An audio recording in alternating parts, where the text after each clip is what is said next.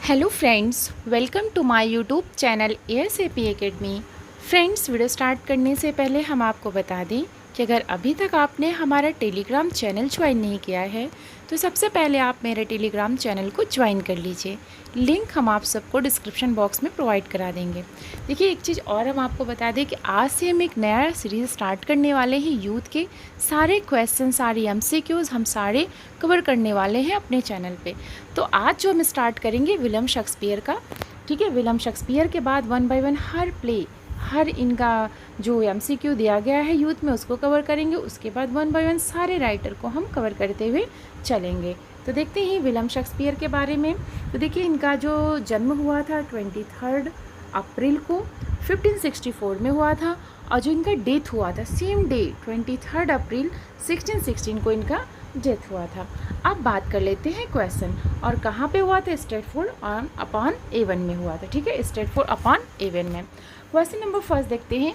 On seeing whom does Miranda claim, O father surely that is spirit lord, how it looks about. तो किसको देख करके वो इतना एक्सक्लैम्ड होती है? तो फर्डिनेंड को देख करके। अब सवाल ये उठता है कि मिरांडा वो कहाँ के करेक्टर हैं? तो द टेम्पेस्ट की करेक्टर है। और टेम्पेस्ट आता कब है? वो आता है 1611 में, याद रखिएगा। और इसमें समझिए कि ये बहुत ही इनका स्वान सॉन्ग माना जाता है, शेक्सपियर का ये स्वान सॉन्ग माना जाता है, the Tempest. Okay, next question देख लेते हैं। मतलब मिरांडा पूरा मिला जुला के समझिए कि ये प्ले की हीरोइन है। आगे देख लेते हैं question number second. Which of the following is not correctly matched. अब देखते हैं कौन सा इसमें मैच नहीं है। तो we are such stuff as dreams are made on.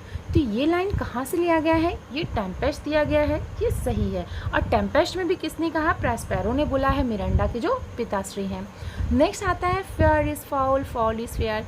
ये कहाँ से लाइन लिया गया है? ये मैकबेथ की है। और बोलता कौन है? विचेस बोलती हैं, जो आपके लिए सही है वो हमारे लिए गलत है, जो हमारे लिए गलत है वो आपके लिए सही है। Fair is foul, fall is fair. Next आता है, नेक्स्ट ऑप्शन में क्या बोल रहे हैं? मतलब ये भी ऑप्शन सही है।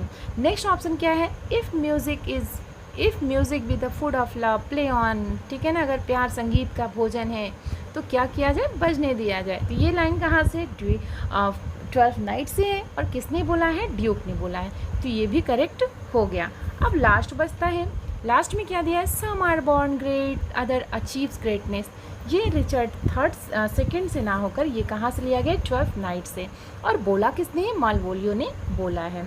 ओके, नेक्स्ट देख लेते हैं। नेक्स्ट आता है question number third. Question number third में क्या बताता है? Who is Richard second kills Richard when he hears of Henry's coronation. तो इसमें क्या होना चाहिए? Option B, Piers Exton. इनके बारे में थोड़ा सा समझ लेते हैं। पहली बात तो ये समझिए कि जो रिचर्ड सेकेंड है, ठीक है, ये क्या है? एक हिस्ट्री प्ले है। शेक्सपियर के द्वारा लिखा गया है। कब? 1595 के अराउंड में लिखा गया है। और ये किससे रिलेटेड है? तो life of King Richard second से रिलेटेड है। England and chronicles his downfall and the machination of his nobles. उसके बाद समझिए शेक्सपियर ने 37 प्लेज लिखे हैं, 154 सोनेट्स लिखे हैं। ओके, और इसको देखिए, जो रिचर्ड सेकेंड था इसको परफॉर्म किया गया था ग्लोब थिएटर में 12 जून 1631 में। नेक्स्ट क्वेश्चन देख लेते हैं, क्वेश्चन नंबर 4। क्वेश्चन नंबर 4 क्या है? Present fears are less than horrible imagines. तो किसने बोला है? मैकबेथ में ये बोला गया है। और बोलता कौन है? मैकबेथ ही बोलता है, ठीक है। और कहाँ बोलता है इसको भी समझिए। एक्ट फर्स्ट के सीन 3rd में बोलता है। ओके, और मैकबेथ प्ले जो था वो आया कब था? 1606 में आता है। और ये पहली बार पब्लिश्ड होता है फर्स्ट फोलियो में 1623 में। और किसके द्वारा पब्लिश कराया जाता है? हैमिंग्स एंड कॉन्डेल के द्वारा। नेक्स्ट देख लेते हैं क्वेश्चन नंबर 5। क्वेश्चन नंबर 5 में क्या है? In the Tempest what are the Miranda and Ferdinand doing in the final scene. Final scene में क्या करते हैं? Playing chess. ये लोग चेस खेलते हैं, ठीक है। और इस पर हमने बात किया कि टेम्पेस्ट वैसे आया कब था? 1611 में आया था। ये शेक्सपियर का स्वान सॉन्ग माना जाता है, ठीक है। Next question, question number 6। Who called an upstart crow. तो देखिए, ये बहुत ही इंपॉर्टेंट लाइन है, कई बार एग्जाम में पूछा गया है। देखिए, आप देख सकते हैं कि 2020 में भी पूछा गया है। तो रॉबर्ट ग्रीन ने ये बोला है शेक्सपियर के लिए कि अपस्टार्ट क्रो ब्यूटिफाइड विथ और फीदर्स। और ये बोला कहाँ है उन्होंने? अपने पैम्फलेट में ग्रोट्स वर्थ ऑफ विट में उन्होंने बोला है। Next question, question number 7, who among the heroes of Shakespearean plays has been described as melancholic and neurotic having Oedipus complex। तो किसने कहा है, किसके बारे में बोला गया? ये हैमलेट से रिलेटेड। देखिए कुछ क्रिटिक मानते हैं कि ओडिपस कम्प्लेक्स देखने को मिला है हैमलेट में, ठीक है, क्योंकि उन्हें अपनी माता को लेकर के बहुत ज़्यादा पजेशन इसमें देखने को मिला है, ठीक है ना, after the death of his father senior Hamlet. Okay, अब देखिए हैमलेट कौन थे? ये प्रिंस हैमलेट थे, मतलब जो सीनियर हैमलेट थे उनके बेटे थे। और ये जो प्ले था ये आता कब है? 1599 टू 1601। और पब्लिश कब होता है? ये पब्लिश्ड होता है क्वार्टो एडिशन में 1603 में। ओके, नेक्स्ट देखते हैं क्वेश्चन नंबर 8। क्वेश्चन नंबर 8 में देखिए क्या है question, which of the following plays of Shakespeare contain the lines what a piece of work is man. ये किसने बोला है? ये बोला है हैमलेट ने ही बोला है। और किससे बोला है? रोजनक्रैंज एंड गिल्डस्टर्न से बोला है, ठीक है। और बोलता किस सीन में है? देखिए एक्ट 2 के सेकेंड में ये बोला है। ये क्या है? एक प्रकार का मोनोलॉग है। किसका मोनोलॉग है? हैमलेट का। याद रखिएगा, what a piece of work is man एक फ्रेज है, एक प्रकार का मोनोलॉग है, प्रिंस हैमलेट के द्वारा बोला जाता है। किससे? रोजनक्रैंज और गिल्डस्टर्न से, एक्ट 2 के सीन 2 में।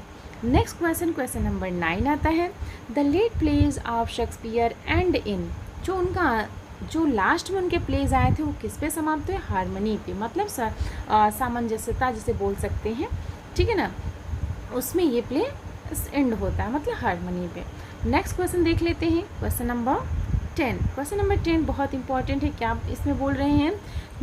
Who made the following statement, neither a borrower nor a lender be for loan of losses both itself and friend and borrowing dulls the age of husbandry।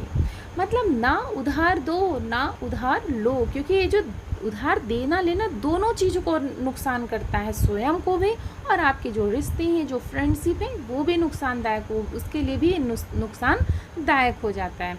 और जो उधार लेता है वो कैसा हो जाता है? डल द एजेस ऑफ हस्बेंड्री। उससे क्या होता है कि अरे चलो कोई बात नहीं, पैसे कम है तो चलो उधार लेकर के अपना काम कर लेंगे, तो उसे ये आदत सी पड़ जाती है। तो ये बोलता कौन है? पोलोनियस बोलता है। किससे बोलता है? अपने बेटे लार्टिस से बोलता। और कब बोलता है?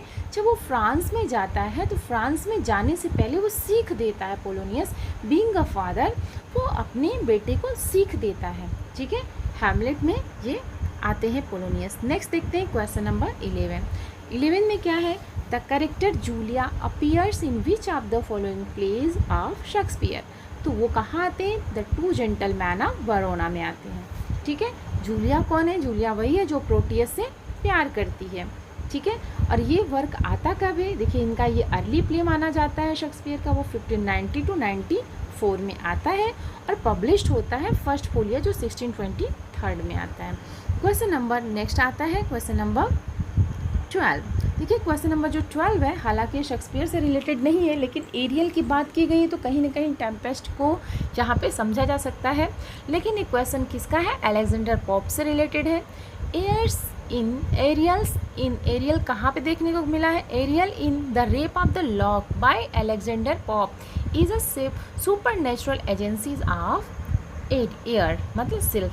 Okay, next question, question number 13 में क्या है? What might the speaker mean when he addresses time in the Shakespearean sonnet and declares that I will be true despite thy sight and thee? तो उनका क्या मकसद था? B and D, मतलब with time comes change। Time का यहाँ मतलब क्या था? with time comes change। और नेक्स्ट जो D है क्या बोल रहे हैं? Time removes human life. तो यहाँ पे दोनों मिला के आंसर क्या होना चाहिए? Answer C should be correct। Question number 14 में क्या बता रहे हैं? What was poor Yorick in Hamlet? Poor Yorick जो है हैमलेट में कौन है? एक जेस्टर है, ठीक है। और ये जो जेस्टर वाला सीन है वो आता कहाँ है? वो एक्ट 5 के सीन फर्स्ट में देखने को मिलता है। नेक्स्ट आता है क्वेश्चन नंबर 15। क्वेश्चन नंबर 15 में क्वेश्चन क्या है? Who is the author of essay Lear Tolstoy and the Fool. तो वो जॉर्ज ऑरवेल वही है, एनिमल फॉर्म्स वाले हैं। और इन्होंने ये वर्क लिखा कब था? लिखा था 1947 में, ठीक है। और वर्क फिर से देख लीजिए, Lear Tolstoy and the Fool, ये इनका एसे था, किसका था? जॉर्ज ऑरवेल का। Next question, question number 16। Question number 16 देखिए क्या है, बहुत इंपॉर्टेंट लाइन है। Which character in Hamlet utters the line something is rotten in the state of Denmark. ये बोला किसने है? मार्सिलस ने बोला है। और ये किस एक्ट के किस सीन में बोला है? तो एक्ट फर्स्ट के सीन 4 में बोला है, ठीक है। एज देखिए आपको मैं बता दूं कि जो मार्सिलस है वो क्या बोलता है कि something is rotten in the state of Denmark. He and होरेसियो debate whether or not to follow Hamlet and the ghost into the dark night. Next आता है question number 17। Characters of Shakespeare's plays is a book of criticism written bye.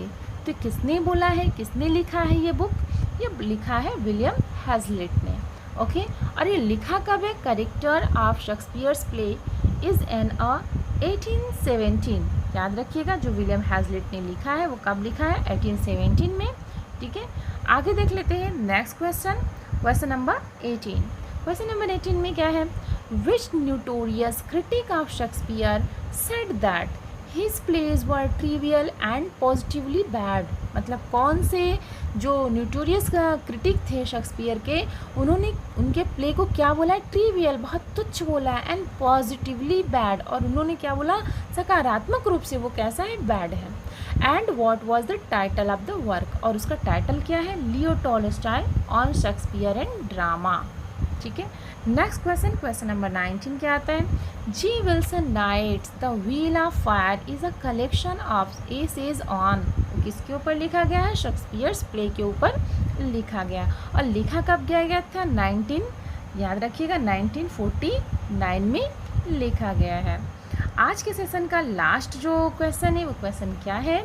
Which commentator call Shakespeare's Hamlet an indifferent play the lines but mean.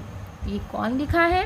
ये बोला गया है Abraham right के द्वारा। याद रखिएगा इसका आंसर क्या होना चाहिए सही? Abraham right. इसको थोड़ा सा और देख लेते हैं, देख सकते हैं अब्राहम राइट ने क्या लिखा है? Put it in the 1630s Hamlet was an indifferent play the lines but mean the story of death and intrigue at the Danish court was not new, as with nearly all of Shakespeare's play, Hamlet was the adopted from other sources। तो इस तरीके से आज हम लोगों ने 20 questions youth के Shakespeare से रिलेटेड हमने कवर किया। इसमें किसी को कोई प्रॉब्लम हो या और इम्प्रूवमेंट की आप लोग आशा करते हैं तो आप हमें कमेंट बॉक्स में कमेंट ज़रूर करें। वीडियो अच्छा लगा हो तो लाइक करना, शेयर करना और कमेंट करना ना भूलिएगा। Thank you so much.